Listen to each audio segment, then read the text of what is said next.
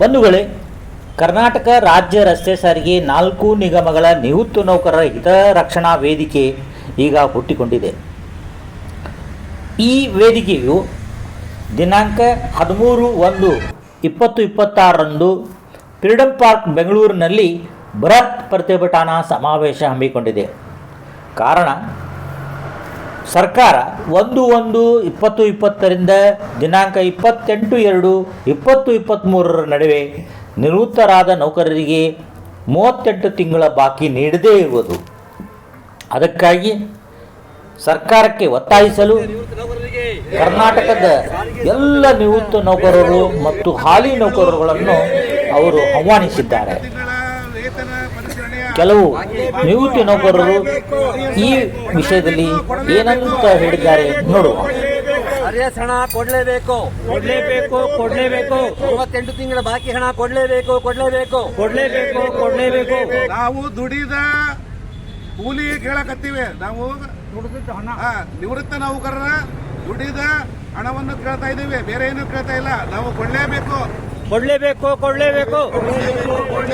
ನಾವು ಕೇಳುವ ಬೇಡಿಕೆಗಳು ನ್ಯಾಯಯುತವಾಗಿದ್ದಾವೆ, ಜಾರಿಗೆ ಆಗಬೇಕು.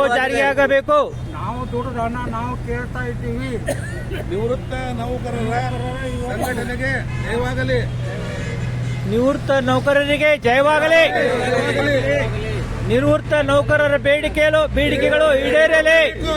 ನಿವೃತ್ತ ನೌಕರರ ಬೇಡಿಕೆಗಳು ಈಡೇರಲೇಬೇಕು. ನಿವೃತ್ತ ನೌಕರರ 38 ತಿಂಗಳ ಬಾಕಿ ಕೊಡಲೇಬೇಕು.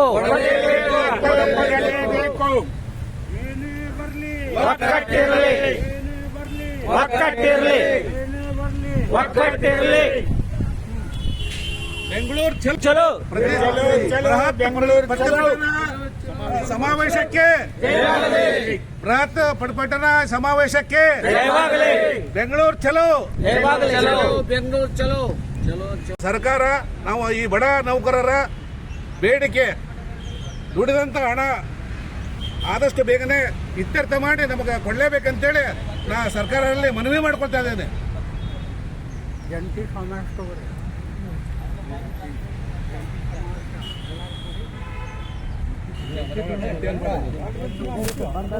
ನಾವು ಸುಮಾರು ಇಂಥ ಹೋರಾಟಗಳನ್ನು ಮಾಡ್ಕೊತ ಬರ್ತಾ ಇದ್ದೇವೆ. ಸುಮಾರು 2-3 ವರ್ಷದಿಂದನೂ ಮಾಡ್ತಾನಿದ್ದೇವೆ. ಎಂಬ ಜನಪ್ರತಿನಿಧಿಗಳಿಗೂ ಸಾಕಷ್ಟು ನಾವಿಲ್ಲಿ ಮನವಿಗಳು ಕೊಟ್ಟಿವಿ. ಅದಕ್ಕೆ ಸರ್ಕಾರ ಏನು ಸ್ಪಂದನೆ ಮಾಡ್ತಾ ಇಲ್ಲ. ದಯವಿಟ್ಟು ನಮ್ಮದು ಪರಿಸ್ಥಿತಿ ಭಾಳ ಗಂಭೀರ ಆಗಿದೆ. ದಯವಿಟ್ಟು ನೀವು 38 ತಿಂಗಳು ಅರಿಯಸ್ ಕೊಡಲೇಬೇಕು. ಕೊಟ್ಟಿಲ್ಲ ಅಂದರೆ ನಾವು ಬಿಡಲ್ಲ. ಇದು ಮೊದಲೇ ಹಂತ. ಇದು ನಾವು ಪ್ರತಿಭಟನೆ ಮಾಡೋದು ಮೊದಲೇ ಹಂತ. ಇನ್ನು ಬರ್ತಕ್ಕಂಥ ದಿನಮಾನದೊಳಗೆ ಬೃಹತ್ ಹೋರಾಟಕ್ಕೆ ನಾವು ಎಲ್ಲ ಸಿದ್ಧರಾಗಬೇಕಾಗತ್ತೆ. ಅಲ್ಲ ಸ್ವಾಮಿ, ನಾವು ಕೇಳ್ತಾ ಇರೋದು ದುಡ್ದು ಕೂಲಿ ಕೇಳ್ತಾ ಇದ್ದೇವೆ, ಬೇರೆ ಏನು ಕೇಳ್ತಾ ಇಲ್ಲ ನಿಮಗೆ. ಅಂಥ ಕರೋನಾ ಪೀರಿಯಡ್ನಲ್ಲಿ ನಮ್ಮ ಜನ ಕೆಲಸ ಮಾಡಿದ್ದಾರೆ, ಹೌದಾ? ಎಲ್ಲ ಜನ ಅವತ್ತಿನ ದಿವಸ ದೇಶದಾಗ ಎಲ್ಲ ಜನ ನಿದ್ರೆಯಲ್ಲಿದ್ದರೂ ಕೂಡ ನಮ್ಮಲ್ಲಿರ್ತಕ್ಕಂಥ ವರ್ಕರ್ಸು ಬೇರೆ ರಾಜ್ಯಕ್ಕೆ ಹೋಗಿ ಎಲ್ಲ ನಮ್ಮ ಕರೋನಾ ಇದ್ದಂಥ ಪೇಷಂಟ್ಗಳನ್ನ ತೊಗೊಂಡೋಗಿ ಕೊಟ್ಟು ಕಲ್ಪಿಸಿ ಬಂದರು. ಅದರಿಂದ ನಿಮ್ಮ ಸರ್ಕಾರಕ್ಕೆ ಕ್ರೆಡಿಟ್ ಬಂತು. ನಮ್ಮ ಏನು ಇದುವರೆಗೇನು ಬಂತ? ನಮ್ಮ ಜೊತೆಗಿದ್ದವ್ರು ಎಷ್ಟೋ ಜನ ತೀರ್ಕೊಂಡು ಹೋದರು ಕರೋನಾ ಪೀರಿಯಡ್ನಲ್ಲಿ. 30 ಲಕ್ಷ ಕೊಡ್ತೇನೆ ಅಂತ ಹೇಳಿದ್ರಿ, 30 ಪೈಸೆ ಆದರೂ ಕೊಟ್ಟರೆ ಯಾರಿಗಾರ ಕೊಟ್ಟಿದ್ದು ಉದಾಹರಣೆ ತೋರಿಸಿ ಸ್ವಾಮಿ. ನಮ್ಮದು ಜೀವನ ಇಲ್ವಾ? 2,000-3,000 ಪೆನ್ಷನ್ ಬರ್ತದ, ಅದರಲ್ಲಿ ಆಗ್ತದ, ಜೀವನ ನಡೀತದ? ಅದು ವಿಚಾರ ಮಾಡಿ. ನಾವು ಕೇಳ್ತಾ ಇರೋದು ಕೂಲಿ, ಬೇರೆ ಏನಲ್ಲ. ಬೋನಸ್ ಕೊಡು, ಎಸ್ಕರಿಸ್ ಕೊಡ್ರಿ, ಅದು ಕೊಡ್ರಿ, ಇನ್ನೊಂದು ಕೊಡ್ರಿ ನಾವು ಕೇಳ್ತಾ ಇಲ್ಲ. ದುಡ್ದಿದ್ದು ಕೂಲಿ ಕೊಡಿ. ದುಡಿದು ಕೂಲಿ ಕೇಳೋದು ತಪ್ಪಪ್ಪ ಅಂತ ಹೇಳ್ರಿ, ನಾವು ಇನ್ನು ಕೇಳೋದೇ ಬಿಡ್ತೀವಿ. ಎಷ್ಟು ಸ್ವಾಮಿ ನಿಮಗೆ ನಾವು ಮನವಿ ಮಾಡ್ಕೊಳ್ತಾ ಇರೋದು? ಎಷ್ಟು ಸಲ ನಾವು ನಿಮಗೆ ಇದು ಮಾಡ್ತಾ ಇರೋದು? ಅದಕ್ಕೂ ಒಂದು ಇತಿಮಿತಿ ಇದೆ. ಮಿತಿ ಮೀರಿ ಹೋದ್ರ ಪರಿಸ್ಥಿತಿ ಭಾಳ ವಿಕೋಪಕ್ಕೆ ಹೋಗ್ತದ. ನಾವು ಬಿಡು. ಹುಬ್ಬಳ್ಳಿ ನಿವೃತ್ತ ನೌಕರರ ಸಂಘ, ನಿವೃತ್ತ ನೌಕರರ ಬದುಕು ಬಹಳ ಕಷ್ಟದ. KSRTC ಇತಿಹಾಸದಲ್ಲೇ 1957ರಿಂದ 1993ರವರೆಗೆ 3 ವರ್ಷಕ್ಕೊಮ್ಮೆ ಅಗ್ರಿಮೆಂಟ್ ಆಗ್ತಿತ್ತು. 93ರಿಂದ 4 ವರ್ಷಕ್ಕೊಮ್ಮೆ ಅಗ್ರಿಮೆಂಟ್ ಆಗ್ತಾ ಬಂದಿದೆ. ಯಾವುದೇ ಅಗ್ರಿಮೆಂಟ್ ಆದರೂ ಸಹಿತ ನಮ್ಮ ಹೋರಾಟ ಇಲ್ದೇ ಅಗ್ರಿಮೆಂಟ್ ಯಾರೂ ಸರ್ಕಾರ ಕೊಟ್ಟಿಲ್ಲ. ದಯವಿಟ್ಟು ಇದನ್ನ ಬಹಳ ಬೇಸರದ ಸಂಗತಿ. KSRTC ಸಾರಿಗೆ ನೌಕರರ ಬದುಕು ಬಹಳ ಕಷ್ಟ ಇದೆ. ಹೋರಾಟ ಮಾಡಲಾರ್ದೇ ನಮ್ಮ ಅಗ್ರಿಮೆಂಟ್ ಆಗಲಿ ವೇತನ ಪರಿಷ್ಕರಣೆ ಆಗಲಿ ಸರ್ಕಾರ ತಾನಾಗಲೇ 4 ವರ್ಷಕ್ಕೊಮ್ಮೆ ತಾನಾಗಲೇ ಕರೆದು ಮಾತಾಡಿ ಕೊಟ್ಟೇ ಇಲ್ಲ. ನಾವು ವರ್ಷ 6 ತಿಂಗಳ 2 ವರ್ಷ 3 ವರ್ಷ ಹಿಂಗೆ ಹೋರಾಟ ಮಾಡಿ ಪ್ರತಿಭಟನೆ ಮಾಡಿ ಬಸ್ ನಿಂತಾಗನ ಅಗ್ರಿಮೆಂಟ್ ಆಗಿದಾವ. ಅದರ ಅರಿಯರ್ಸ್ ಪ್ರತಿ ಸರ್ಕಾರ ಯಾವುದೇ ಸರ್ಕಾರ ಇದ್ರೂ ಸಹಿತ ಆದೇಶ ಮಾಡುತ್ತಾ 4 ವರ್ಷಕ್ಕೊಮ್ಮೆ ಅದು ಯಾವ ಪೀರಿಯಡ್ಗೆ ಇರ್ತದ ಅದು ಆದೇಶ ಆಗಿಂದ ಅದು ಹಿಂದಿನ ವರ್ಷ ಆಗಲಿ 6 ತಿಂಗಳಾಗಲಿ ಎಷ್ಟೇ ಹಿಂದಿನ ಬಾಕಿ ಇದ್ರೂ ಸಹಿತ ಮುಂದಿನ ಸರ್ಕಾರ ಕೊಟ್ಕೊಂತಾನೆ ಬಂದೈತಿ. ಪ್ರತಿ ಸರ್ಕಾರದಾಗ ಕೊಟ್ಕೊಂತ ಬಂದೈತಿ. ಆದ್ರೆ ಹಿಂದೆ ಬೊಮ್ಮಾಯಿ ಅವ್ರ ಸರ್ಕಾರ BJP ಸರ್ಕಾರ ಇದ್ದಿದ್ದ ಆದೇಶ ಮಾಡಿತ್ತು 2023 ಮಾರ್ಚ್ ಒಳಗೆ 15% ವೇತನ ಪರಿಷ್ಕರಣೆ ಮಾಡಿ ವೇತನ ಪರಿಷ್ಕರಣೆಯ 1/1/2020 ಆದೇಶ ಮಾಡಿತ್ತೆ. 1/1/20 2023ರವರೆಗೆ 38 ತಿಂಗಳ ಬಾಕಿಯನ್ನ ಮುಂದಿನ ಸರ್ಕಾರ ಕೊಟ್ಕೊಂತ ಬರಬೇಕಾಗಿತ್ತು. ಇಂದ ತಾವು 2016ರಲ್ಲೇ ನೀವೇ ಸಾಹೇಬ್ರೇ ಸಿದ್ದರಾಮಯ್ಯ ಸಾಹೇಬ್ರೇ ತಾವೇ ಮುಖ್ಯಮಂತ್ರಿ ಇದ್ರಿ. ಇದೇ ಸಾರಿಗೆ ಮಂತ್ರಿಗಳು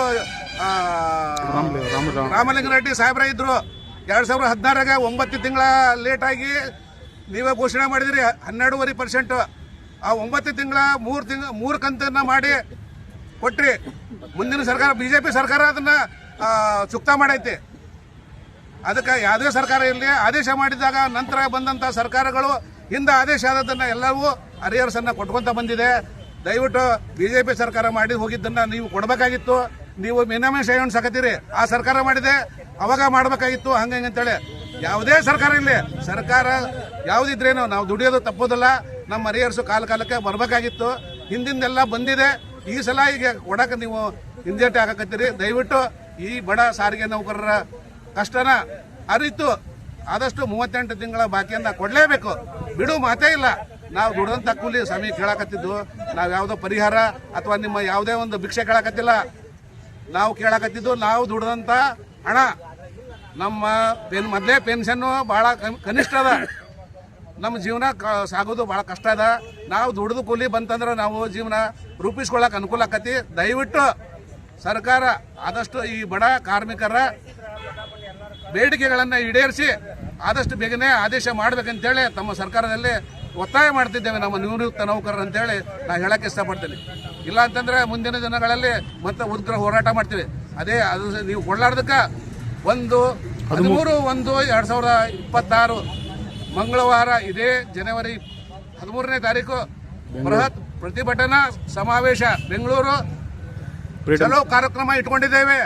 ಫ್ರೀಡಂ ಪಾರ್ಕ್ನಲ್ಲಿ 13ನೇ ತಾರೀಕು ನಮ್ಮ 4 ನಿಗಮದ ನಿವೃತ್ತ ನೌಕರರು ಕನಿಷ್ಠ 25,000 ಜನ ನಾವೆಲ್ಲರೂ ಅಲ್ಲಿ ಸೇರ್ತೇವೆ. ಅವತ್ತು ನೀವು ಏನು ಉತ್ತರ ಕೊಡ್ತೀರಿ ಕೊಡ್ರಿ. ನಾವು ಅದು ಕೊಡಲಿಲ್ಲ ಅಂತಂದ್ರೆ ನಾವು ಮುಂದಿನ ದಿನಗಳಲ್ಲಿ ಉಗ್ರ ಹೋರಾಟ ಮಾಡೋಕ್ಕೂ ನಾವು ರೆಡಿ ಇದ್ದೇವೆ ಅಂತೇಳಿ ಸರ್ಕಾರಕ್ಕೆ ಮನವಿ ಮಾಡ್ತಾ ಇದ್ದೇವೆ. ಮಿತ್ರರೇ, ನಾನು ಹನುಮಂತ ಅಂಕುಶ್. ಇವತ್ತು ನಾವು ಇಲ್ಲಿ ಹುಬ್ಬಳ್ಳಿಯಲ್ಲಿ ಕುಡಿದ್ದು ಎಲ್ಲ KSRTC ಮತ್ತು KKRTC ವಾಯುವ್ಯ ಕರ್ನಾಟಕ ಮತ್ತು BMTC ನಿವೃತ್ತಿ ನೌಕರರು ಸೇರಿದ್ದೇವೆ. ಕಾರಣ ಇಷ್ಟೇ, ನಮ್ಮದು ಎಲ್ಲ ನಾವೇನು ನಿವೃತ್ತಿ ಆಗಿವೆ ಅವ್ರದ್ದೆಲ್ಲರದ್ದು 38 ತಿಂಗಳದ ಬಾಕಿ ಬರಬೇಕಾಗಿದೆ. ಮತ್ತು ಸರ್ಕಾರ ವಿಳಂಬ ಮಾಡಿ ಕೆಲವೊಂದು ಡಿವೈಡೆಡ್ ರೂಲ್ ಮಾಡಿ ನಮ್ಮ ನಿವೃತ್ತಿ ನೌಕರರ 38 ತಿಂಗಳ ಬಾಕಿಯನ್ನು ಕೊಟ್ಟಿಲ್ಲ. ಅದಕ್ಕಾಗಿ ನಾವು ಈಗ ಫ್ರೀಡಂ ಪಾರ್ಕ್ನಲ್ಲಿ 13/1/2026 ನಾವು ಪ್ರತಿಭಟನಾ ಸಮಾವೇಶವನ್ನು ಇಟ್ಕೊಂಡಿವಿ. ನೀವು ಅದರೊಳಗೆ ಸರ್ಕಾರ ನಮ್ಮನ್ನು ಕರೆದು ಮತ್ತು ನಮ್ಮ 38 ತಿಂಗಳ ಬಾಕಿಯನ್ನು ನಾವು ನೀಡಲೇಬೇಕಂತೇಳಿ ನಾನು ಸರ್ಕಾರದಲ್ಲಿ ವಿನಂತಿಸುತ್ತೇನೆ. ಮತ್ತು ಅವರು ನಿಜವಾಗಿ ದುಡಿದಂಥ ಹಣವನ್ನು ಕೊಡಲಿಕ್ಕೆ ನಿಮಗೆ ಏನು ತ್ರಾಸು? ದಿನಾಂಕ 1/1/2020ರಿಂದ 28/2/2023ವರೆಗೆ ನಿವೃತ್ತ ನೌಕರಿಗೆ ಬರಬೇಕಾದಂಥ ಅರಿಯರ್ಸ್ 15% ಅರಿಯರ್ಸನ್ನು ನಮಗೆ ಈ ಕೂಡಲೇ 38 ತಿಂಗಳ ಅರಿಯರ್ಸನ್ನು ಈ ಕೂಡಲೇ ಬಿಡುಗಡೆ ಮಾಡಬೇಕು. ಸರ್ಕಾರ ಮತ್ತು ಈ ನಮಗೆ 14 ತಿಂಗಳ ಕೊಡಬೇಕು ಅಂತೇಳಿ ತೀರ್ಮಾನ ಮಾಡ್ಯಾರ. 14 ತಿಂಗಳದ್ದಲ್ಲ, 38 ತಿಂಗಳದ್ದು 38 ತಿಂಗಳ ಅರಿಯರ್ಸವನ್ನು ಈ ಕೂಡಲೇ ಕೊಡಬೇಕು. ನಮ್ಮ ನಿವೃತ್ತ ನೌಕರರ ಜೀವನವನ್ನು ಬದುಕನ್ನು ಸ್ವಲ್ಪ ಹಸನಾಗಿಸಬೇಕಂತೇಳಿ ನಾವು ಕೇಳ್ಕೊತೀವಿ ಸರ್ಕಾರಕ್ಕೆ ನಿವೃತ್ತಿ ನೌಕರರು ಬೇಡಿಕೊಳ್ಳೋದೇನೆಂದ್ರೆ, ಯಾಕಂದ್ರೆ ನಾವು ಸರ್ಕಾರಿ ಸಾರಿಗೆ ಸಂಸ್ಥೆಯ ನೌಕರರು. ಈ ನೌಕರರ ಪರಿಸ್ಥಿತಿ ಹೇಗಿದೆ ಅಂದ್ರೆ, ನಾವು ಹೊರಗಡೆ ಕೆಲಸ ಮಾಡ್ತಿರ್ಬೇಕಾದ್ರೂ ಬೇಡ್ಕೊಂಡು ತಿಂತಾ ಇದ್ವಿ. ಈಗ ನಿವೃತ್ತಿ ಆದ್ಮೇಲೆ ಕೂಡ ಬೇಡ್ಕೊಂಡು ತಿಂತಾ ಇದ್ವಿ. ಯಾಕಂದ್ರೆ ನಾವು ಬೇಡದ್ರು ಕೂಡ ಇಲ್ಲಿ ಕೊಡೋದು ಕಷ್ಟ ಆಗಿದೆ. ನಾವು ದುಡ್ಡು ಹಣನ ನಾವು ಕೇಳ್ತಾ ಇದೀವಿ. ನಾವೇನು ಅವ್ರ ನಿಮಗೆ ಇದು ಕಾಣಿಕೆ ಕೊಡಿ, ಹೆಚ್ಚಿನ ದುಡ್ಡು ಕೊಡಿ ನಾವು ಕೇಳ್ತಾ ಇಲ್ಲ. ನಾವು ಕೇಳ್ತಾ ಇರೋದು ನಾವು ದುಡಿದಕ್ಕಂತ ದುಡ್ಡು. ಅದನ್ನು ದಯವಿಟ್ಟು ನಮಗೆ ಈ ವಯಸ್ಸಿನಲ್ಲಿ ನಾವು ನಿಜವಾಗಿ ಈಗ ಸುಮಾರು ನಮಗೆ ಒಂದು 3-4 ವರ್ಷ ಆಗಿದೆ. ಆದ್ರೂ ಕೂಡ ನಾವು ಇವತ್ತು ಇಲ್ಲಿ ಸರ್ಕಾರಕ್ಕೆ ಬೇಡ್ಕೊಂಡು ತಿನ್ನೋ ಪರಿಸ್ಥಿತಿ ಬಂದಿದೆ. ಸ್ವಾಮಿ, ನಾವು ಸರ್ಕಾರ ಸ್ವಲ್ಪ ಯೋಚನೆ ಮಾಡಲಿ. ನಾವು ಹಿರಿಯ ನೌಕರರು, ಸೀನಿಯರ್ ಸಿಟಿಸನ್, ರಾಜ್ಯಕ್ಕೆ ಹಿರಿಯ ನೌಕರರಿಗೆ ಕೊಡೋ ಬೆಲೆ ಇಷ್ಟೇನಾ? ದಯವಿಟ್ಟು ಮನವರಿಕೆ ಮಾಡ್ಕೊಳ್ಳಿ.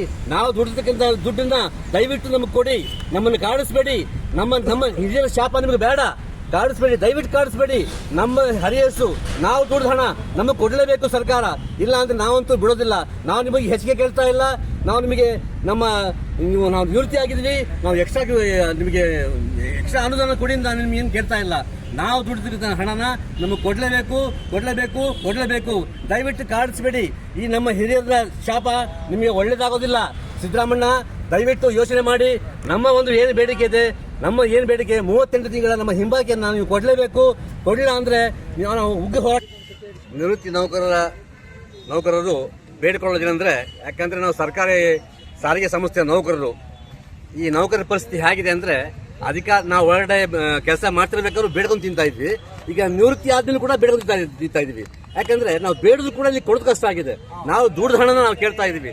ನಾವೇನು ನಿಮಗೆ ಇದು ಕಾಣಿಕೆ ಕೊಡಿ, ಹೆಚ್ಚಿನ ದುಡ್ಡು ಕೊಡಿ ನಾವು ಕೇಳ್ತಾ ಇಲ್ಲ. ನಾವು ಕೇಳ್ತಾ ಇರೋದು ನಾವು ದುಡಿದಕ್ಕಂತ ದುಡ್ಡು.